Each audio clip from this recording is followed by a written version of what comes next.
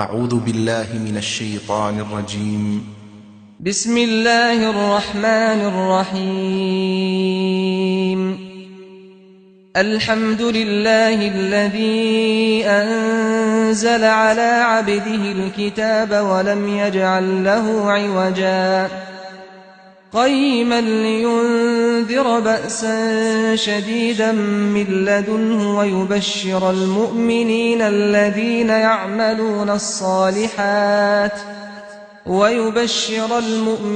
الذين يعملون الصالحات أن لهم أجرا حسنا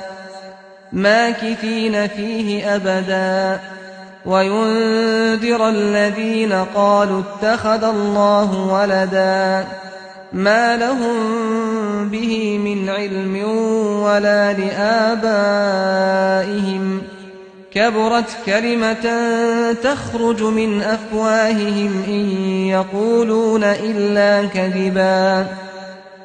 فلعلك باخع نفسك على آثارهم إن لم يؤمنوا بهذا الحديث أسفا إنا جعلنا ما على الأرض زينة لها لنبلوهم أيهم أحسن عملا وإنا لجاعلون ما عليها صعيدا جرزا أم حسبت أن أصحاب الكهف والرقيم كانوا من آياتنا عجبا إذ أوى الفتية إلى الكهف فقالوا ربنا آتنا من لدنك رحمة وهيئ لنا من أمرنا رشدا فضربنا على آذانهم في الكهف سنين عددا ثم بعثناهم لنعلم أي الحزبين أحصى لما لبثوا أمدا نحن نقص عليك نبأهم بالحق إنهم فتية آمنوا بربهم وزدناهم هدى وربطنا على قلوبهم إذ قاموا فقالوا ربنا رب السماوات والأرض لن ندعو من دونه إلها لقد قلنا إذا شططا هؤلاء قومنا اتخذوا من دونه آلهة لولا يأتون عليهم بسلطان بين فمن أظلم ممن افترى على الله كذبا وإذ اعتزلتموهم وما يعبدون إلا الله فأووا إلى الكهف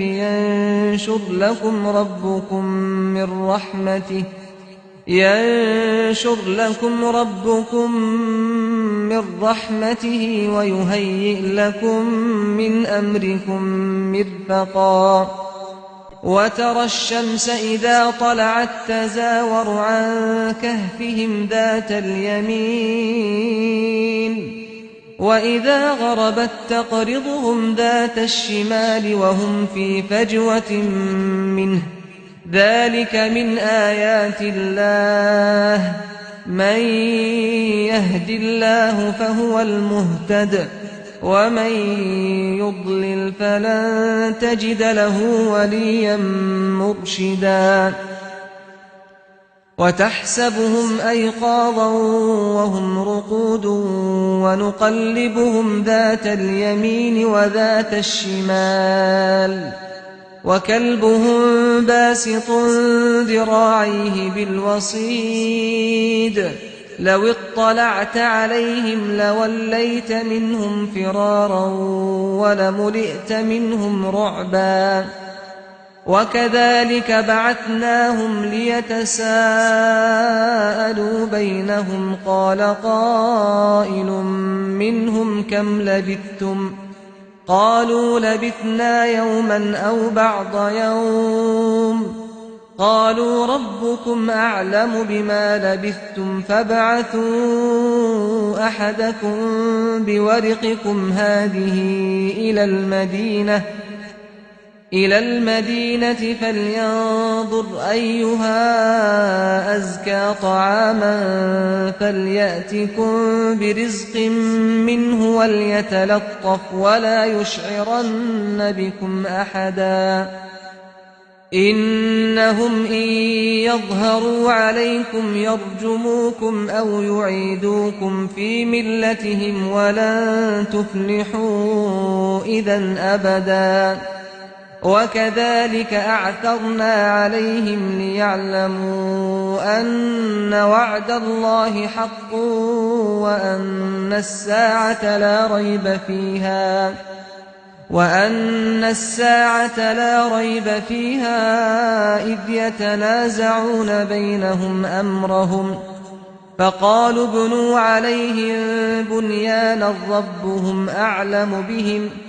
قال الذين غلبوا على أمرهم لنتخذن عليهم مسجدا سيقولون ثلاثة رابعهم كلبهم ويقولون خمسة سادسهم كلبهم رجما بالغيب ويقولون سبعة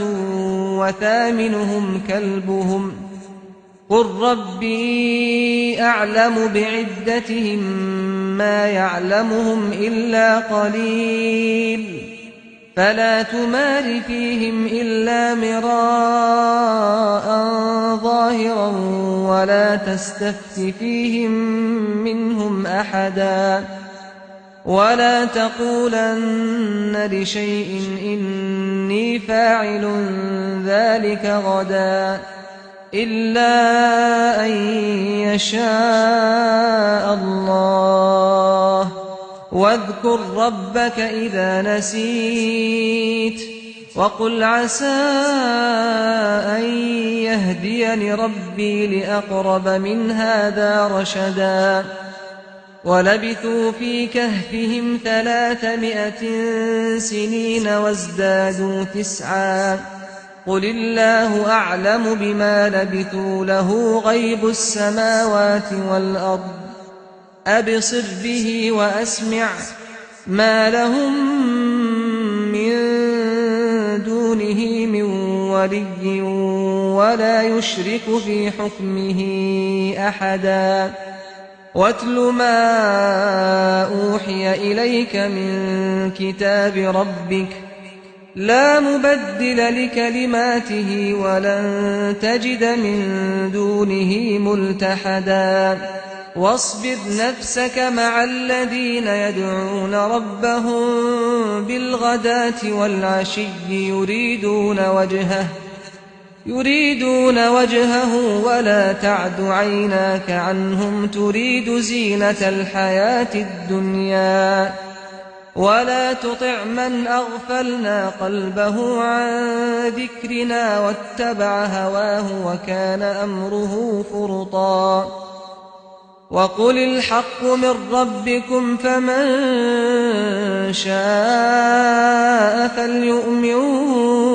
ومن شاء فليكفر إنا أعتدنا للظالمين نارا أحاط بهم سرادقها وإن يستغيثوا يغاثوا بماء كالمهل يشوي الوجوه بئس الشراب وساءت مرتفقا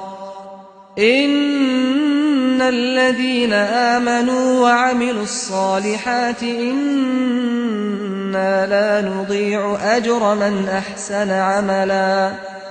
أولئك لهم جنات عدن تجري من تحتهم الأنهار يحلون فيها من أساور من ذهب ويلبسون ثيابا خضرا من سندس واستبرق متكئين فيها على الأرائك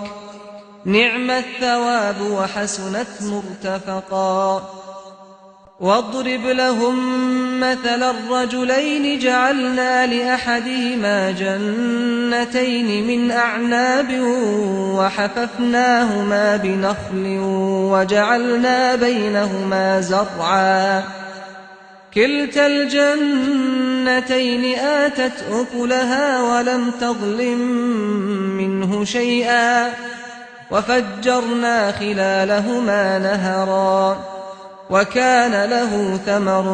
فقال لصاحبه وهو يحاوره أنا أكثر منك مالا وأعز نفرا ودخل جنته وهو ظالم لنفسه قال ما أظن أن تبيد هذه أبدا وما أظن الساعة قائمة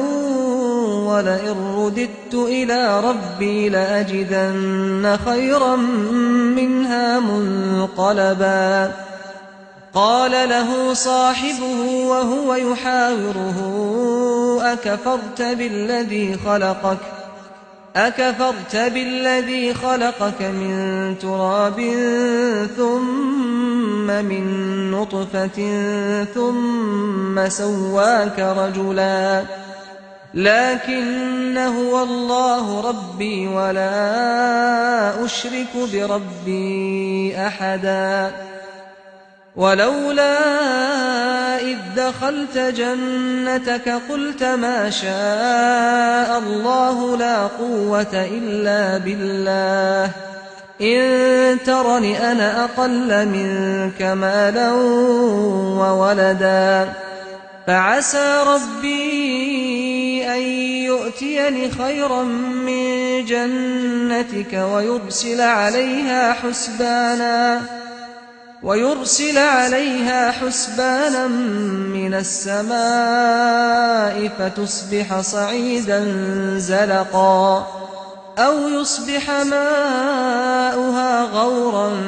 فلن تستطيع له طلبا وأحيط بثمره فأصبح يقلب كفيه على ما أنفق فيها وهي خاوية على عروشها ويقول يا ليتني لم أشرك بربي أحدا ولم تكن له فئة ينصرونه من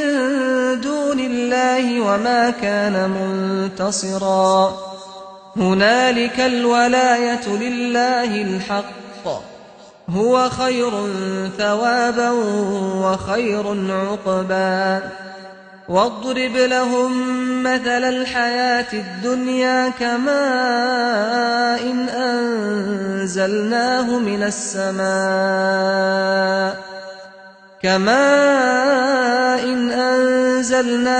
السماء فاختلط به نبات الأرض فأصبح هشيما تذروه الرياح وكان الله على كل شيء مقتدرا المال والبنون زينة الحياة الدنيا والباقيات الصالحات خير عند ربك ثوابا وخير أملا ويوم نسير الجبال وترى الأرض بارزة وحشرناهم فلم نغادر منهم أحدا وعرضوا على ربك صفا لقد جئتمونا كما خلقناكم أول مرة بل زعمتم أن لن نجعل لكم موعدا ووضع الكتاب فترى المجرمين مشفقين مما فيه ويقولون يا ويلتنا ما لهذا الكتاب لا يغادر صغيرة ولا كبيرة إلا أحصاها ووجدوا ما عملوا حاضرا ولا يظلم ربك أحدا وإذ قلنا للملائكة اسجدوا لآدم فسجدوا إلا إبليس كان من الجن ففسق عن أمر ربه أفتتخذونه وذريته أولياء من دوني وهم لكم عدو بئس للظالمين بدلا ما أشهدتهم خلق السماوات والأرض ولا خلق أنفسهم وما كنت متخذ المضلين عضدا ويوم يقول نادوا شركائي الذين زعمتم فدعوهم فلم يستجيبوا لهم وجعلنا بينهم موبقا ورأى المجرمون النار فظنوا أنهم مواقعوها ولم يجدوا عنها مصرفا ولقد صرفنا في هذا القرآن للناس من كل مثل وكان الإنسان أكثر شيء جدلا وما منع الناس أن يؤمنوا إذ جاءهم الهدى ويستغفروا ربهم إلا أن تأتيهم سنة الأولين أو يأتيهم العذاب قبلا وما نرسل المرسلين إلا مبشرين ومنذرين ويجادل الذين كفروا بالباطل ليدحضوا به الحق واتخذوا آياتي وما أنذروا هزوا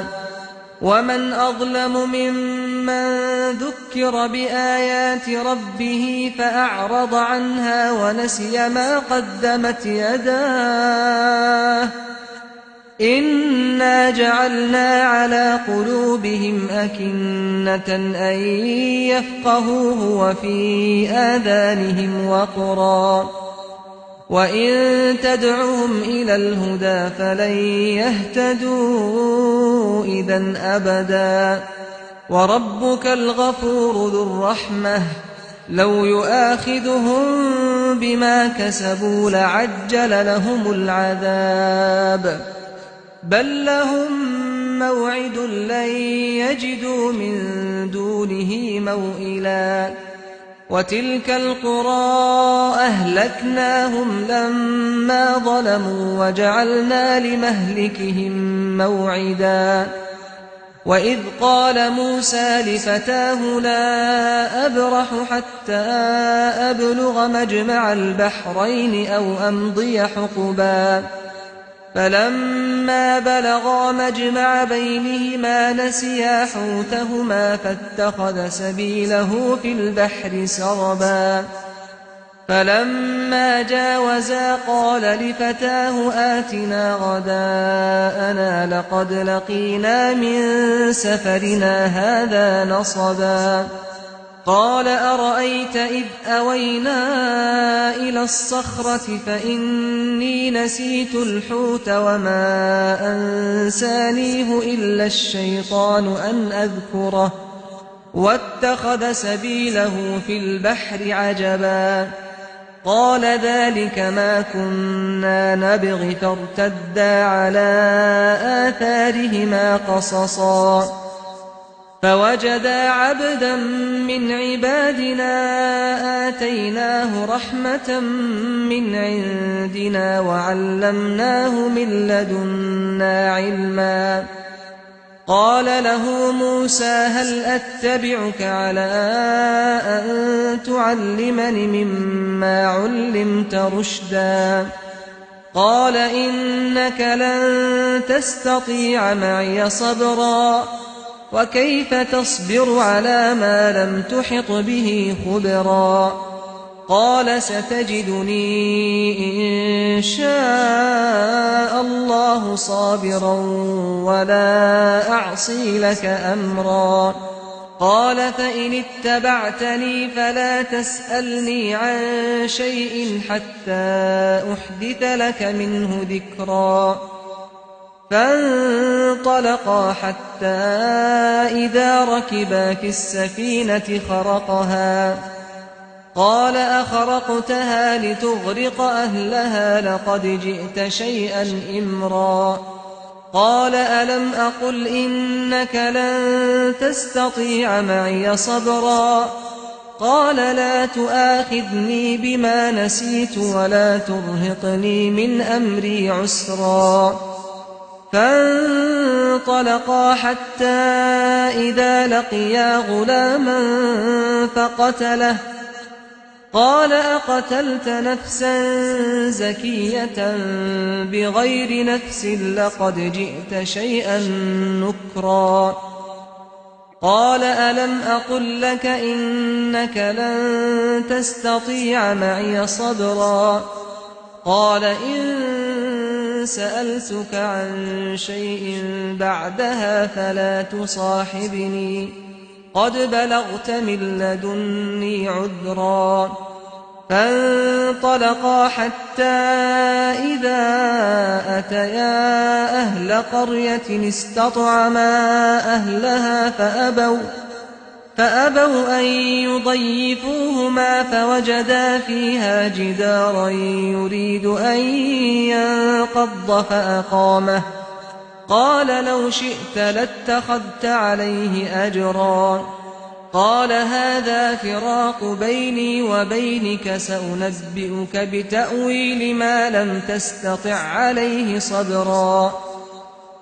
أما السفينة فكانت لمساكين يعملون في البحر فأردت أن أعيبها وكان وراءهم ملك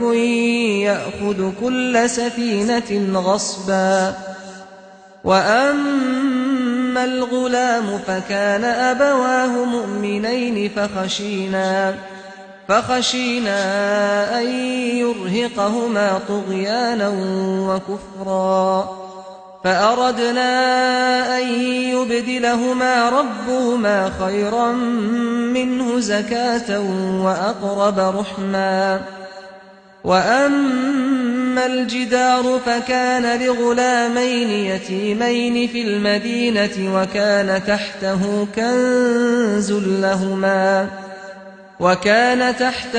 كنز لهما وكان أبوهما صالحا فأراد ربك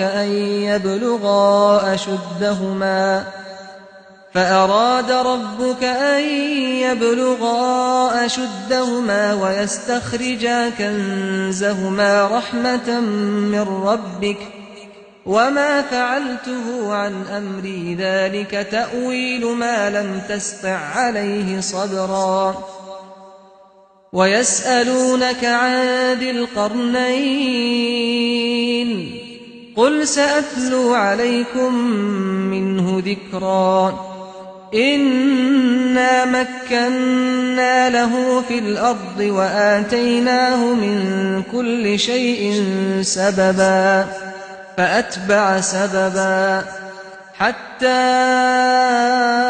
إذا بلغ مغرب الشمس وجدها تغرب في عين حمئة ووجد عندها قوما. قلنا يا ذا القرنين إما أن تعذب وإما أن تتخذ فيهم حسنا. قال أما من ظلم فسوف نعذبه ثم يرد إلى ربه فيعذبه عذابا نكرا. وأما من آمن وعمل صالحا فله جزاء الحسنى وسنقول له من أمرنا يسرا ثم أتبع سببا حتى إذا بلغ مطلع الشمس وجدها تطلع على قوم لم نجعل لهم من دونها سترا كذلك وقد أحطنا بما لديه خبرا ثم أتبع سببا حتى إذا بلغ بين السدين وجد من دونهما قوما لا يكادون يفقهون قولا قالوا يا ذا القرنين إن يأجوج ومأجوج مفسدون في الأرض فهل نجعل لك خرجا على أن تجعل بيننا وبينهم سدا قال ما مكني فيه ربي خير فأعينوني بقوة أجعل بينكم وبينهم ردما آتوني زبر الحديد حتى إذا ساوى بين الصدفين قال انفخوا حتى إذا جعله نارا قال آتوني أفرغ عليه قطرا فما استطاعوا أن يظهروه وما استطاعوا له نقبا قال هذا رحمة من ربي فإذا جاء وعد ربي جعله دكاء وكان وعد ربي حقا وتركنا بعضهم يومئذ يموج في بعض ونفخ في الصور فجمعناهم جمعا وعرضنا جهنم يومئذ للكافرين عرضا الذين كانت أعينهم في غطاء عن ذكري وكانوا لا يستطيعون سمعا أفحسب الذين كفروا أن يتخذوا عبادي من دوني أولياء إنا أعتدنا جهنم للكافرين نزلا قل هل ننبئكم بالأخسرين أعمالا الذين ضل سعيهم في الحياة الدنيا وهم يحسبون أنهم يحسنون صنعا أولئك الذين كفروا بآيات ربهم ولقائه فحبطت أعمالهم فلا نقيم لهم يوم القيامة وزنا ذلك جزاؤهم جهنم بما كفروا واتخذوا آياتي ورسلي هزوا إن الذين آمنوا وعملوا الصالحات كانت لهم جنات الفردوس نزلا خالدين فيها لا يبغون عنها حولا